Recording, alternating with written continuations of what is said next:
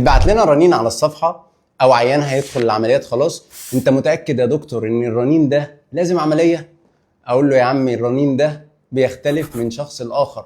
نفس الرنين ونفس القطع في الغضروف الهلالي لو حضرتك جاي لي عندك 50 سنه اقول لك لا مش لازم عمليه، لو حضرتك مش رياضي مش لازم عمليه، لو عندك خشونه في الركبه مش لازم عمليه.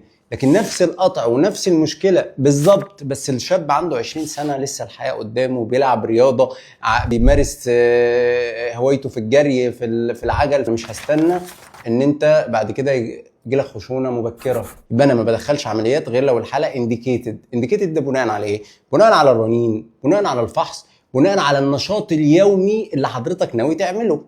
انا راجل قاعد على مكتبي، انا عندي قطع في الرباط الصليبي وقاعد على مكتبي، لا راجل بمارس هوايه ولا رياضه ولا اي حاجه، ما تعملهاش.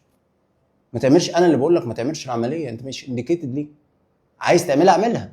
لكن انا شاب رياضي، انا شاب بطلع سلم، انا شاب بمارس انشطه فيها اكتيفيتي كتير، لا هنا انت لازم تعمل عمليه. لازم تعمل عمليه عشان رجليك هتخونك. تمام؟ فبناخد القرار ده بناء على كده. فعشان كده يا جماعه هتبعت رنين، هتجيلي في العياده، انا كل حاله بنشخصها بناء على الهيستوري للعيان، بناء على شغله، على الانشطه اليوميه اللي بيعملها، على سنه.